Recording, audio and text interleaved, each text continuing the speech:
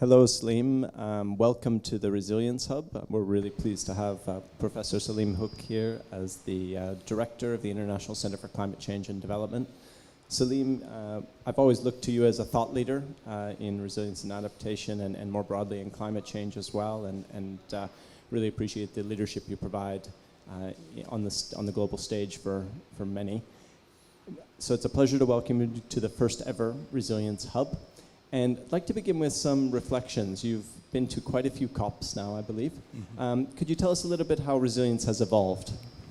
Sure. Thank you very much, Nate. And congratulations on starting this Resilience Hub. I hope it's going to be the first of many to come. I have actually been to all the COPs so far. This is my 26th. I'm one of the few people who can claim that. And I come to the COPs for 2 weeks in the year. The other 50 weeks I stay in Bangladesh and work with other developing countries on tackling the reality of climate change. And for 2 weeks I come here, I put on my suit of armor, and I enter the blue zone of the UNFCCC, which is a world unto itself. Right? And so in this world, you have to learn the language of this world, which is different from the language of the real world. And in this UNFCCC blue zone, which we're in right now, the word resilience does not appear. It is adaptation to climate change. That is the word we use. There are several reasons for that. Firstly, adaptation to climate change is very specific to climate change. Resilience has a longer history. It has many different connotations to it. It has no agreed definition in the UNFCCC process. But on the other hand, when you step outside the blue zone, then people understand resilience and they don't understand adaptation. All right? So when you talk to people, you have to use words that they can understand. And the evolution that you just mentioned is now we use adaptation and resilience as a phrase rather than single words. And that is catching on. So people who don't understand adaptation begin to understand it. People who understand resilience understand the connection of resilience to climate change in particular, not resilience to other things. And the place we are in right now, which is a new resilience hub, part of the pavilions area of the UNFCCC, is where people come to talk in real terms. We're not negotiating here. The negotiators are inside the highly restricted areas where we can't even get in, and they're talking in their own language as we speak. But we are still here in the interface between the negotiations and the real world. And hopefully the Resilience Hub will be the place where people who come from the real world, want to understand the negotiating world, are able to talk to each other and understand each other and influence each other. Great, thank you very much. And you've certainly helped the Hub. I mean, one of the key aims of the Hub is to elevate voices into the discussion and ensure, because COP remains quite an exclusive and an inaccessible place to be. So could you talk to us a little bit about some of the satellite hubs that we've set up and that you've helped with the leadership, especially with the South Asian Hub and others, and just that important about bringing in diversity of voices into these discussions? Sure. So the UNFCCC and the COPs, the Conference of Parties that's held every year, is a mixture of many different things. The core are government officials negotiating with each other in highly restricted zones where others can't get in. Then others with yellow badges like us, we can wander around the corridors and in the pavilions and attend side events and have discussions. These are very valuable, very useful. But we're not talking to negotiators, we're talking to each other, which is good for networking. And then there are many thousands of people around the world who would like to be here, but on the one hand couldn't afford to come, and on the other hand, even if they could afford to come because of the COVID-19 restrictions this year, many of them could have come, but haven't come. And so when we were designing the Resilience Hub, we took that into account. And we have designed it so that some of us who are in Glasgow can be here, talk to each other face to face.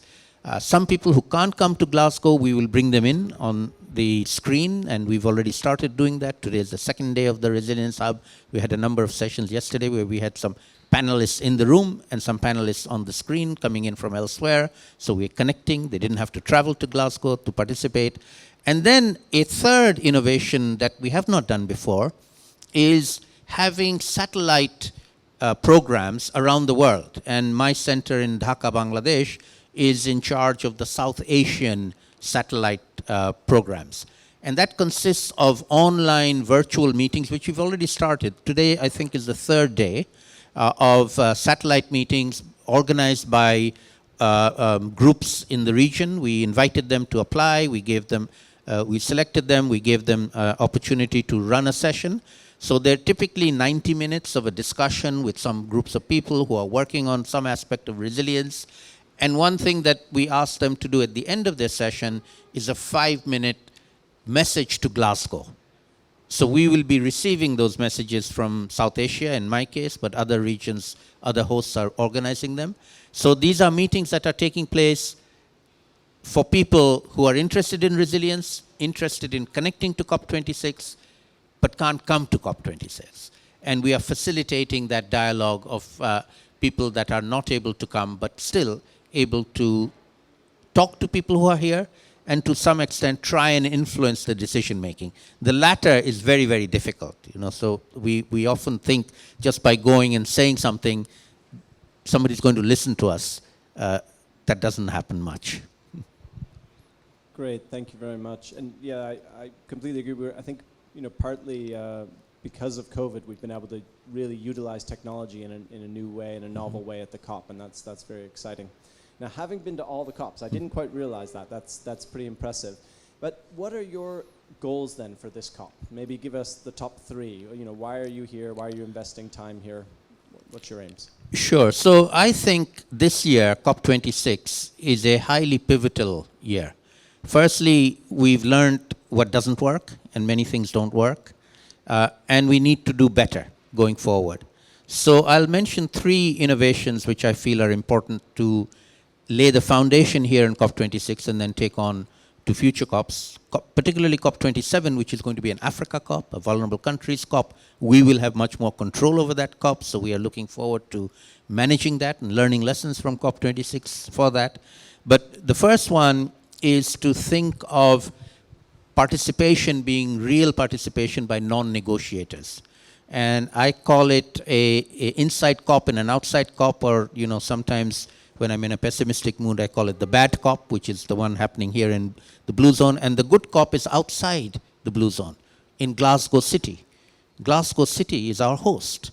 Scotland is a country, is our host. In addition to the United Kingdom, the Prime Minister Boris Johnson, he's our host inside. But as soon as we step outside the Blue Zone, we're in Scotland. And our hosts are the Scottish people and the First Minister of Scotland. And outside this zone, there are tens of thousands of people arriving from all over the world, indigenous people, musicians, youth. Greta Thunberg is here. We're going to be all marching out there. So that's where the energy is. These people are not to negotiate and wordsmith. They're here to take actions. And they will be doing this over the next 2 weeks. So to me, that is a much more exciting part of the COP, which is the unofficial COP outside. I call it the Conference of People, as opposed to the Conference of Parties that we have here. And to me, that is, I hope, going to be the story of Glasgow, a very positive story, which I hope is going to be positive. I don't have high hopes of what's going to happen inside the COP, by the way. Saleem, I love these turns of phrase, so good COP, bad COP, and Conference of People. I think that's fantastic, and I certainly share that same sentiment with you. And I really feel the energy is really, and the pressure and the demand for action is outside the room, and that's exactly what we need. And hopefully that will influence what's going on in here, but I'm also concerned as well. And if I'm thinking about next year, which is very close, only a few months away, what do you see as sort of the key initiatives in 2022 that we need to help drive momentum out of this and into the next COP, but also just to help ensure we have a meaningful future? Sure. So another aspect which I hadn't mentioned yet of the uniqueness of COP26, even though it's the 26th of a series of COPs, is that, in my view, it is the first COP of what I call the new era of loss and damage from climate change. So just to recall, we are sitting here on the 2nd of November 2021. We should have been here on the 2nd of November 2020. This COP was supposed to be held here 1 year ago, 12 months ago. We had to postpone it because of the COVID-19 pandemic, good reason, valid reason, and we are now here 12 months later. But climate change didn't take 12 months off. It actually came, arrived, and hit us. And I'll give you a precise date in my view of when that happened. It happened on the 9th of August in 2021, when the Working Group 1, which are the scientists of the Intergovernmental Panel on Climate Change, published their 6th assessment report. Now, these are very conservative scientists who don't like, butting their heads up above the parapet. But for the very first time, in 6 reports over 30 years, they said they had unequivocal evidence that climate change was happening. Impacts are happening. The attribution science of impacts is now much better. They can attribute the impacts. So the attribution is not that a cyclone or a flood is because of climate change, but it's certainly much worse because of climate change. And that is now the reality. Going forward, we are seeing climate change. Those of us who are in Glasgow for the last week have seen it in person. I just got my train from Edinburgh cancelled because floods are going on here. The trains from London couldn't get to Glasgow yesterday. So loss and damage from climate change is a reality everywhere, every day from now on. We are now in a new era. And for that purpose, the COPs have to repurpose themselves. They really have to address this new era seriously. I'm hoping COP26 can do that. The vulnerable countries are going to push for it. Yesterday, a number of leaders made very strong mention of this. My Prime Minister, Sheikh Hasina, is here. She made mention of it. She, in fact, represents 48 vulnerable countries, and this is a big issue for them. One little bit of good news on the good COP side on this is that inside the COP, the developed countries have so far refused to talk about finance for loss and damage. It's a no-no for them, taboo. Every time we ask for money, they say no money. Outside the COP, Nicola Sturgeon, the First Minister of Scotland, which is a government with a parliament and a budget, they have a development budget, they have a climate finance budget, and they use their climate finance budget to support what they call climate justice. She announced a doubling of the climate justice budget of Scotland and £1 million into a new loss and damage fund. It's the first leader to do that. And she's challenging, and I'm challenging, leaders inside the Blue Zone to match her money. Put your hand in your pocket and come up with $1 million to start with. And this does not have to fall under what they are afraid of here, which is liability and compensation. Those are taboo words. We use loss and damage as a euphemism for liability and compensation. It doesn't have to be. It's solidarity and humanity. Put your hand in your pocket and come up with something for the victims of climate change. That's the challenge that I hope the leaders will respond to. Not holding my breath, though. Fantastic. I think it's a great challenge and one they certainly need to rise to. And considering the billions, well, actually trillions of dollars that we're dealing with here, if everybody could match $1 million, we could come up with something meaningful as a start, and it would be a small proportion of the overall funding that we're dealing with. I hope also the private sector could step into that as well. Absolutely. In fact, tomorrow we have a meeting where the Scottish Government will officially announce that, and we've invited a number of philanthropic foundations to come and match. Again, in the philanthropic world, you're finding this phrase being used more and more, climate justice, which in the northern framing of climate justice gets immediately translated into just transition. All right? Just transition, I have nothing against it. It's a good thing. But it speaks to coal industry workers who are losing their jobs, and we should help them. Absolutely agree. But to me, if you're using the phrase climate justice, then you also have to address the biggest elephant in the room, which is climate injustice, which is polluters harming poor people on the planet as we speak. And you have to do something about that. And that in the climate change legal language of the UNFCCC, we call loss and damage. And so you have to address loss and damage. You have to understand it first. You can't say, You don't know what it is, learn what it is, and then do something about it. Otherwise, don't use the term climate justice. That's what I told the Scottish government when I had an opportunity to speak to them a few weeks ago. I said the litmus test is, if you use the word climate justice, I want to know what you're doing on loss and damage. And if you're not doing something on loss and damage, you don't get to use the word climate justice. That's fantastic. Well, I'm really excited about that fund launch tomorrow. I'll certainly be there for that. And I wanted to wrap up. So your point about conservative climate scientists, we're both climate scientists, so I completely agree with that. And we're certainly, the language being used by scientists for the past decade, it's been such a wrangle to get them to even say very simple words and actually use this very conservative language, but it has been ultra-conservative, and people don't realize if we take that up to the sort of the middle scenarios, the potential catastrophic impacts that we're going to see. And those impacts, as you say, will be most acutely felt by people vulnerable, extremely vulnerable to climate change. And I guess that leads me to a question about locally led adaptation and the role that you see it playing at this COP, and also how that's evolved a bit. So let me talk a little bit about my scientific research. So I'll put my scientist hat on and talk a little bit about that and then relate it to the COP.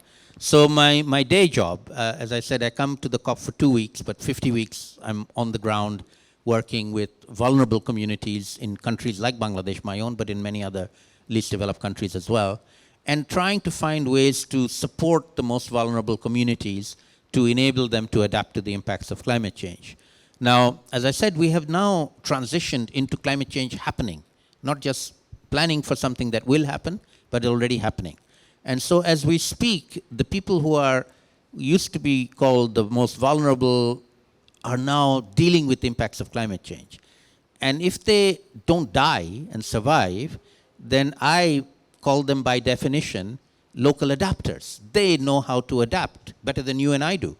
And so what now is the question of expertise? Who is an expert on adaptation? Is it somebody like you and I who have a PhD from a British or an American or a Canadian university? Or is it local people on the ground on the coast of Bangladesh and in Mumbai and in Nairobi who are dealing with the impacts of climate change? They may not know the words, they may not know the language we use, but they know the reality, and they're dealing with the reality, and they're coming up with solutions. So to me, that is a huge body of experiential knowledge that we need to be tapping in the IPCC as much as anywhere else. The IPCC is highly skewed towards peer-reviewed scientific literature, which is very good, but on the other hand, experiential knowledge of people does not make the cut. We need to find ways to do that. And then more importantly, in this universe of the climate change negotiations, a lot of talk about adaptation, a lot of funding for adaptation. Very, very little of that is going down to those local communities, the local adapters. We all acknowledge that, but we're not doing any better. We need to do a lot better. And that's basically what I come here to do, is to try and improve the access of the most vulnerable to whatever is being discussed here, particularly finance for adaptation. Wonderful. That's fantastic, Saleem, and we're pleased at the Global Resilience Partnership to be partnering with you on that, and really glad that you're the chair of our steering council to help us with that leadership. That's fantastic. I think you provided some really great insights for us today. Thank you very much for your time. I look forward to hearing your reflections here in 2 weeks, and I hope that we can remain optimistic together, and as you say, have that conference of the people really pushing the action here inside the Blue Zone. Thank you very much, Nate. Let me just conclude by saying, in my mind, I'm already thinking beyond COP26, all right? So I've mentioned that I don't have high expectations of the outcome on the 12th of November. By the way, I doubt they'll finish on the 12th because they have a long history of never finishing on time and going into the 13th or the 14th of November before they come out with anything, which will be disappointing. But nevertheless, we can lay the groundwork here in Scotland, in Glasgow, for a COP27, which will be in Africa, which, as I said, we will have much bigger control over, and we can do things there that we weren't able to do here. So I don't want to lose hope. I want us to build on what we have here and take it to the next level, and I'm already in planning mode for COP27 and not in what's going to happen in COP26. Fantastic. Well, I'm keen to support you on that, and I think we all are. So wonderful to have you here. Thank you again for your time this morning, and look forward to the next 2 weeks. Excellent. Thank you. Thank you.